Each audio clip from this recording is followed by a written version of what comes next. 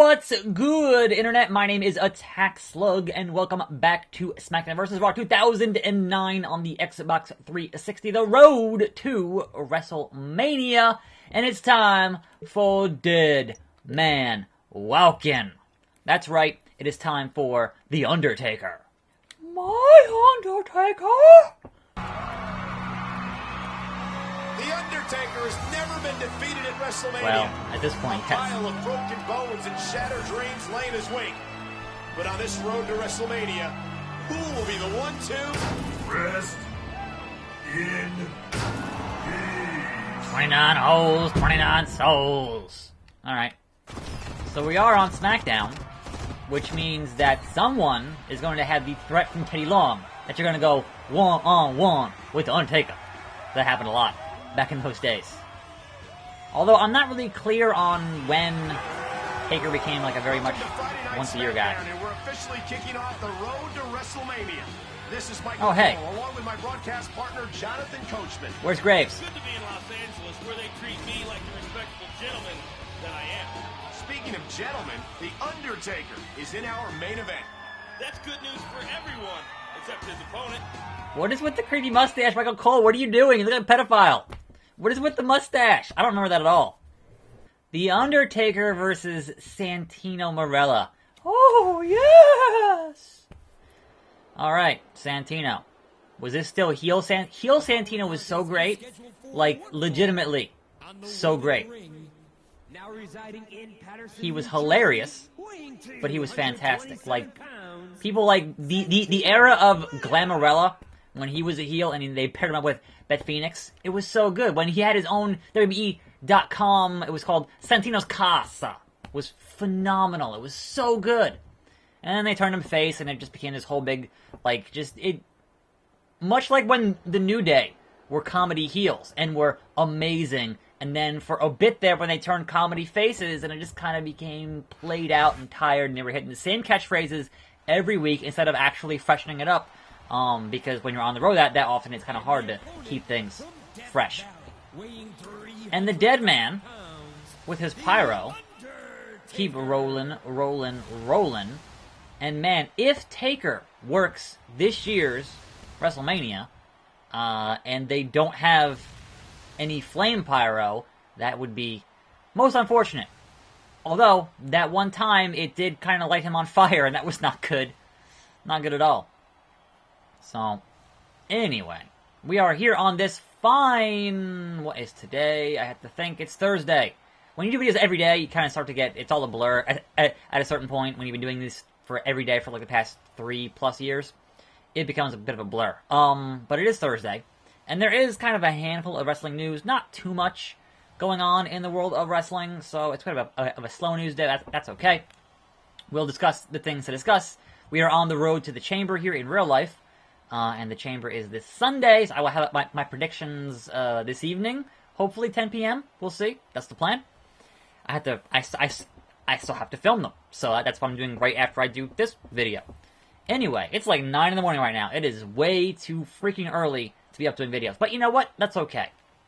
Our first story here is apparently Ring of Honor had made an offer to Io Shirai to be in that women's tournament that Emma was in, and she turned it down because apparently she is still hopeful to get cleared by WWE.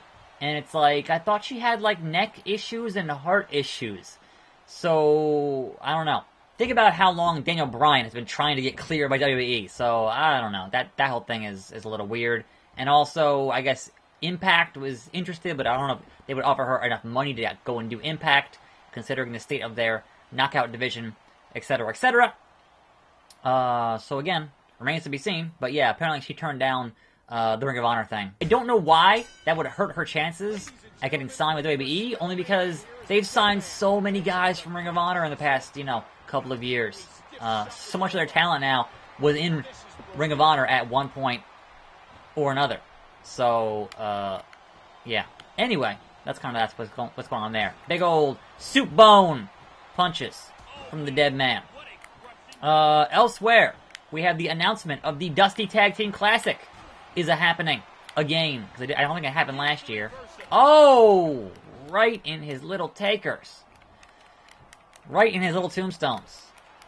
Yeah, okay, Santino. Okay. Yeah, so your Dusty Rhodes Tag Team Classic. Whoever wins that is going to be going to the takeover in New Orleans, which will be the the day before Mania, and they will fight for the NXT Tag Team titles. Whoever wins that tournament. So I would say War Machine probably a good pick to win that tournament if they really hype on that team. Just having signed them recently. So that's kind of what's going on there. What else we got? The weird rumor that the man who will induct Goldberg into the Hall of Fame is going to be Paul Heyman? Like, what? Why? Just because they're both Jewish? Like, is that the only, like, okay, yeah. He had the thing with Brock and Goldberg.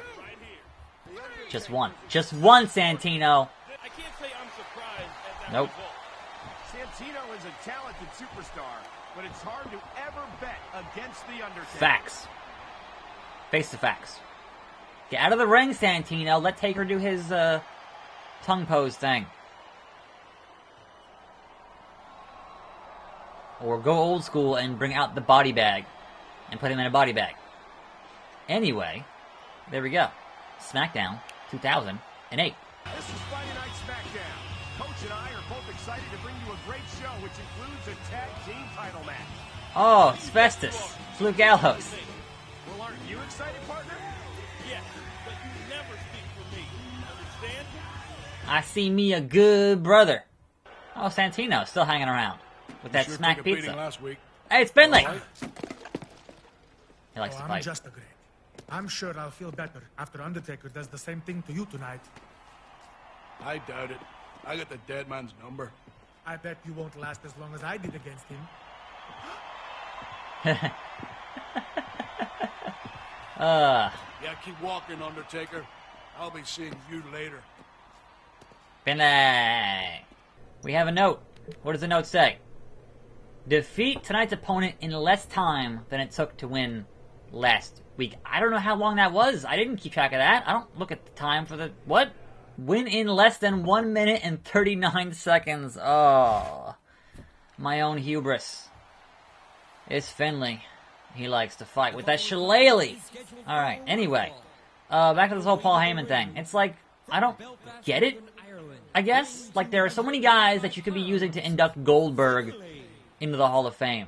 Number one, Eric Bischoff. If anybody. And he just appeared at Raw 25. So, it's not like they're on bad terms. You could easily get in Eric Bischoff. Because, alright, you're playing up the whole thing with Brock and Goldberg, but you know Brock's not going to come out to give a speech at a Hall of Fame. It's Brock Lesnar. You won't get Brock, like, I don't even think Brock Lesnar would give his speech at his own Hall of Fame. He wouldn't even show up. Be like, I just send Paul Heyman, and just bounce around or whatever. Like, Brock's not really much of a talker, and also he's not very good at it, so there's that. But yeah, I'm like, why Paul Heyman? Like, what real interactions outside of this most recent feud? When you take into account a Hall of Fame career, it would be the whole career. So a large part of that was WCW. So, I don't know, get DDP to do it. Like, there are so many guys you could get that were in Goldberg's career to do a Hall of Fame induction speech besides Paul Heyman. And obviously Paul Heyman, phenomenal promo guy, phenomenal speech guy, but in a year where you're literally also inducting the Dudleys, and you're going to have Paul Heyman do the Goldberg speech? Like, what? I don't know.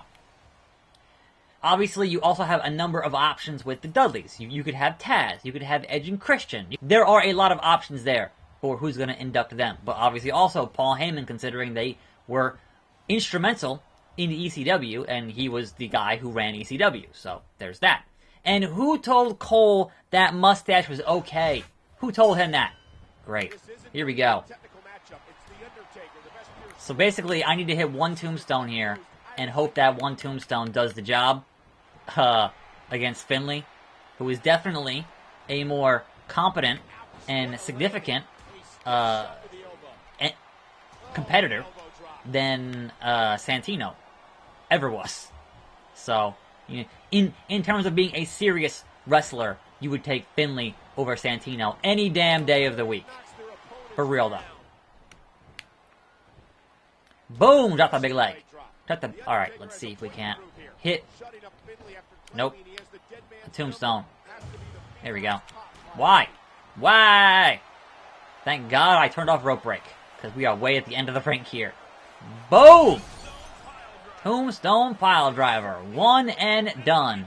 If he kicks out, we're not going to get this bonus objective. No, we got it. Okay. That was even faster. Even faster. Talk about separating the wheat from the chaff. That's one fight Finlay definitely didn't love. The Undertaker is looking more dominant than I've ever seen him before. And that's saying something. And that is certainly, I mean, he beat Santino and Finlay. That's not really saying, oh, he's so dominant. Like, he's just beating guys who were kind of mid-card guys. I don't know. Oh, good. I unlocked Hornswoggle. The non-playable manager can help me from his home under the ring.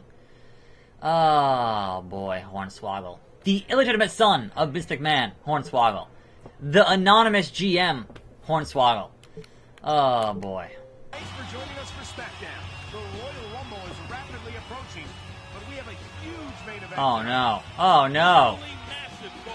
Undertaker versus the Great Khali. For the world of heavyweight. Anybody but Khali. Blockbusters like this can only be seen on SmackDown. Oh boy, oh boy, oh boy. Well then, we will save the amazingness of the Great Khali for tomorrow, because I can't deal with that shit at 9 in the morning. I just can't. Anyway, thanks for watching. I'm Attack Slug. Predictions tonight. I'll see you next time, and every day, more videos right here on this channel, and I'm out.